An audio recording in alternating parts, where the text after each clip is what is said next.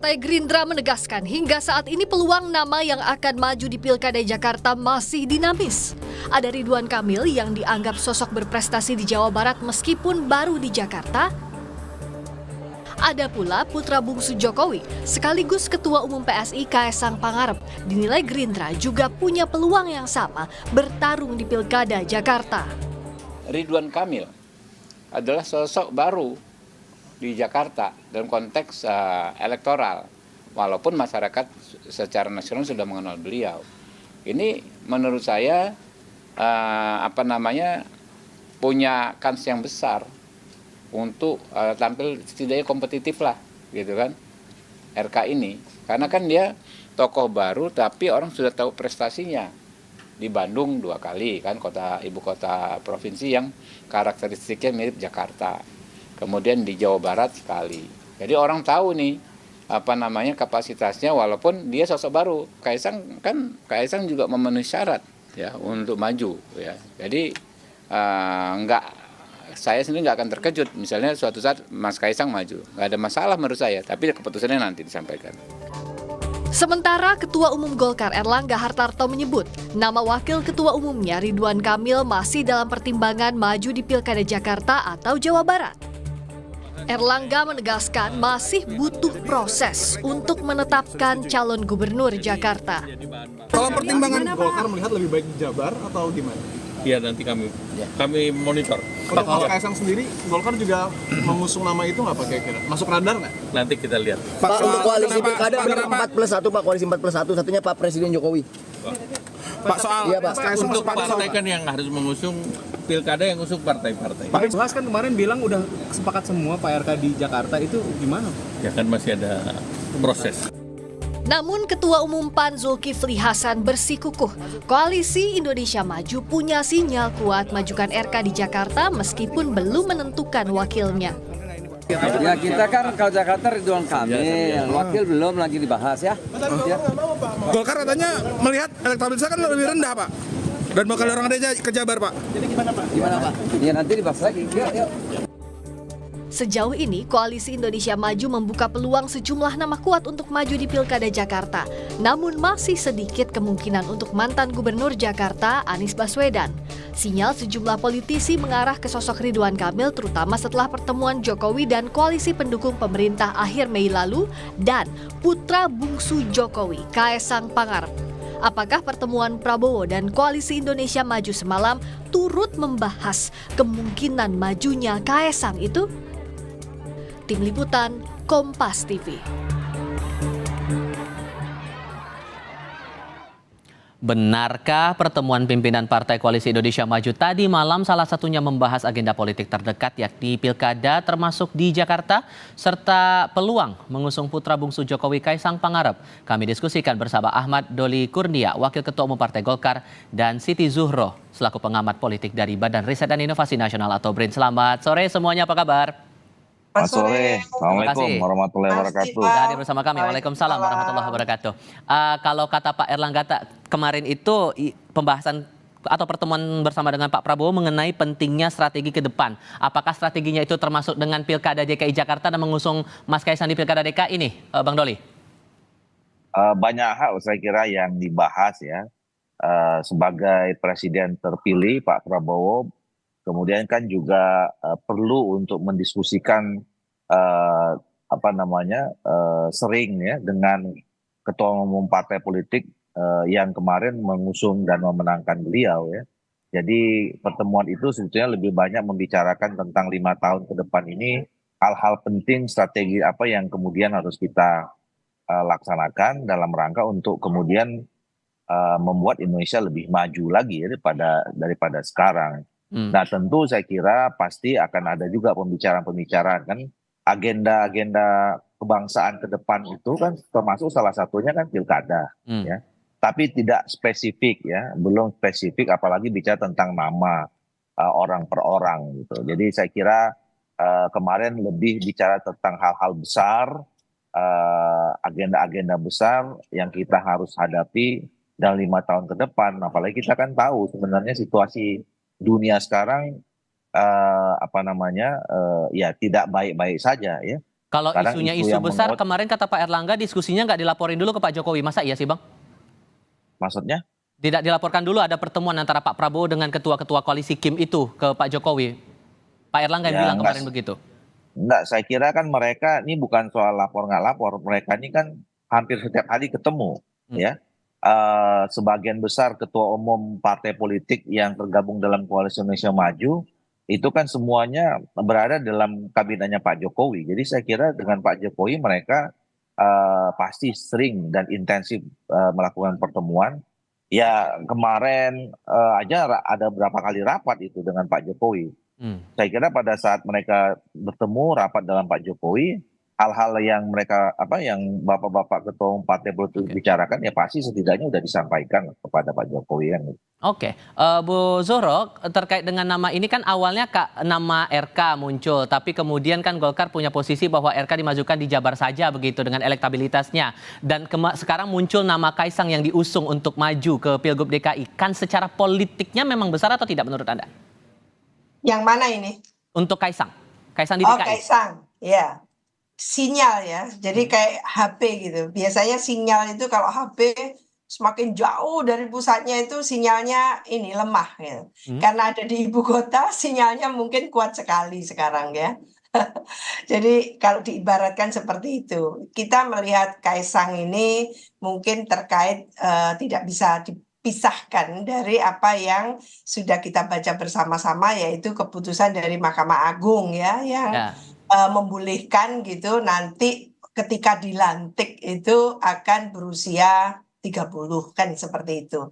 Meskipun belum ada penjabarannya untuk di PKPU ya, untuk peraturan selanjutnya dan sebagainya.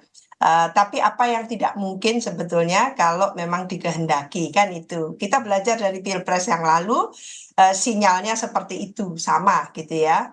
Bedanya satu di MK, satunya sekarang di MA. Jadi sekarang apa yang tidak mungkin? Secara umur akan dipayungi gitu ya, sudah direvisi oleh Mahkamah Agung. Secara partai tinggal memilih partai mana. Yang bersangkutan juga ketua umum partai PSI ya. Dan tentu Kim itu tidak tertutup kemungkinan juga akan mendukung. Jadi itu dari partai, lalu dari hukum tadi payung hukumnya kemungkinan bisa lolos juga kan gitu. Ditambah dengan narasi yang muncul sekarang, apakah ada upaya untuk mengegolkan nama Kaisang ini untuk maju di Pilgub DKI menurut Anda, Bu? Iya, apalagi kalau istana membolehkan, didukung penuh oleh istana. Jadi tidak ada yang tidak mungkin. Apalagi ditambah lagi kemungkinan ini anak muda ya, lagi-lagi anak muda gitu diberikan satu peluang sangat luas dalam hal ini. Cuman kan Kaisang tadi mengatakan bahwa tidak sekedar popularitas dan elektabilitas, tapi ada etos kerja. Jadi kalau kita terjemahkan, apalagi dari Mas Habibur Rahman tadi itu, bahwa prestasinya Pak Ridwan Kamil sudah jelas lah. Sekarang pertanyaannya apakah Kaisang punya prestasi? Kan gitu. Jadi sama, jadi pertanyaan yang sama ketika itu dilontarkan oleh elit partai gitu ya, calon pengusung atau pendukung, maka pertanyaan kita publik kepada tentu para elit partai politik ini, apakah Kaisang itu memenuhi kriteria, memenuhi gitu ya, persyaratan sebagai bahkan lompat ke gubernur. Orang itu kan dari bawah biasanya. Di hadapan kita ini kan ada Mas Doli. Mas Doli ini waketum Golkar. Kurang apa tidak malang melintangnya gitu ya. Sekarang adalah ketua komisi 2 di DPR. Walaupun sepenuhnya itu keputusan nama calon kan tetap di Pak Erlangga sebagai ketua kan?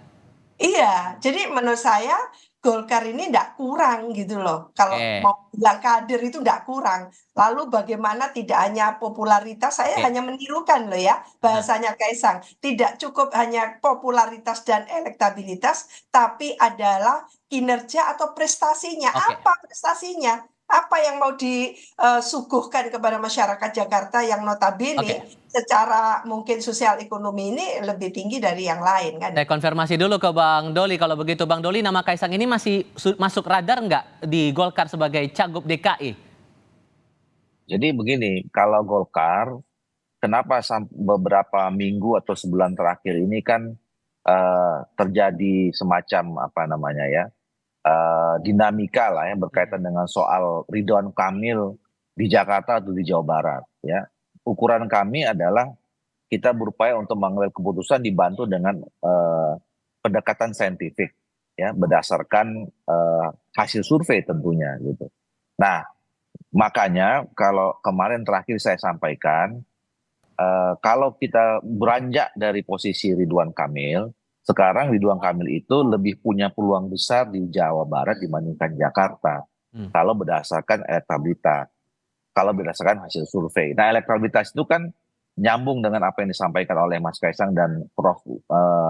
Wiwi barusan tadi.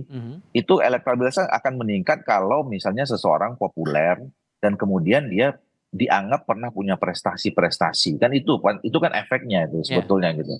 Nah, makanya sekarang menurut saya kita buka aja opsi. Kalau misalnya peluang Ridwan Kamil lebih besar di Jawa Barat, idealnya buat Golkar sekarang memang Ridwan Kamil itu di Jawa Barat. Nah, terus pertanyaan Jakarta gimana? Nah, kita buka lagi aja sekarang. Muncul nama-nama baru ya. Kemarin saya sebutkan misalnya Gerindra sendiri itu cuma punya tokoh.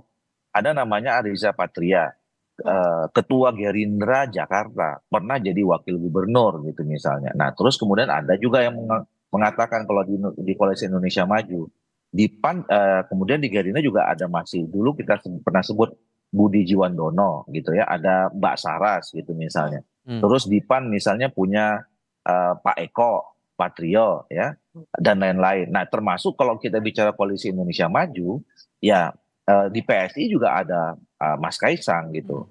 Nah, ini nama-nama kemudian ya kita sodorkan saja kepada masyarakat ya. Nanti kita lihat mana yang paling visible berdasarkan kita lihat nanti elektabilitas gitu yang tadi. Apakah ada permintaan juga dari Pak Jokowi untuk memasangkan Kaisang ini di Pilgub DKI, Bang Doli? Saya kira pembicaraannya sampai sejauh ini itu masih pembicaraan antar ketua umum partai politik yang tergabung dalam Koalisi Indonesia Maju ya. Formalnya itu kenapa? Karena kan nanti yang mengusung kan partai-partai politik gitu. Jadi pembicaranya nanti berawal dari ketua umum partai politik dan berakhir juga pada ketua umum partai politik. Bahwa di antara keputusan pembicaraan awal sampai keputusan berkomunikasi dengan yang lain, menerima masukan dari siapa saja, termasuk masukan dari Pak Jokowi, itu kan biasa-biasa saja. Oke. Kalau kemudian jadi nih Bu Zuhro, Kaisang maju di Pilgub DKI dan sekarang nama yang juga muncul adalah nama Anies Baswedan. Head to head dua tokoh ini, kemungkinannya gimana? Iya, pastinya Jakarta beda ya dengan daerah lain dan jangan lalu diidentikan, dianalogikan dengan Pilpres. Ini beda. Jakarta tentu beda dengan makro Indonesia ketika Pilpres. Maka Jakarta ini punya karakteristiknya sendiri dan punya sejarahnya pemilu sebelumnya, pilkada sebelumnya. Jadi dalam konteks ini tentu masyarakat Jakarta akan bertanya, apalagi punya gitu ya, satu legacy dari Pilpres kemarin yang membuat mungkin banyak yang kecewa. Lah, kalau menurut saya hitung-hitungan politik yang disampaikan oleh Dr. Doli Karunia tadi itu menurut saya bagus sekali. Bahwa partai itu akan menghitung siapa yang akan diusung dan didukung sepenuhnya. Jadi bukan diusung untuk kalah, tapi diusung untuk dengan hitungan akademisnya itu betul-betul bisa dipertanggungjawabkan. Jadi partai politik lah yang harus bertanggung jawab dalam hal ini ya. Tidak sekedar, oh ini kalau anaknya presiden pasti menang. Lah hal yang seperti itu aneh bagi kita yang belajar politik atau belajar demokrasi ya. Dari perspektif demokrasi ini sangat tidak bisa dipertanggungjawabkan. Dan masih mungkin nggak kira-kira Kaisang ini bisa jadi kuda hitam gitu nanti saat Pilgub DKI berlangsung? Iya, punya hak lah kalau memang mau dipaksakan meskipun umurnya belum mumpuni gitu ya. Silakan saja, tapi masyarakat akan memilih siapa yang paling tepat ya. Apalagi melawan Anies. Anies ini sudah menunjukkan 5 tahun tanpa ada katakan gitu ya catatan-catatan hitam atau mungkin tersandung oleh kasus korupsi dan sebagainya lah. Menurut saya di situ yang bisa nanti dikompetisikan. Kalau kompetisi itu yang setara Mas Tifal menurut saya jangan kelas berat melawan kelas bulu, jangan. Harus timpal setara gitu ya. Supaya nanti kontestasi di Pilkada DKI itu betul-betul asik gitu ya, memberikan pembelajaran itu. Baik, Bang Ahmad Doli Kurnia dan Bu Siti Zuhro, terima kasih banyak sudah hadir dalam diskusi kami kali ini. Selamat sore semuanya. Ya.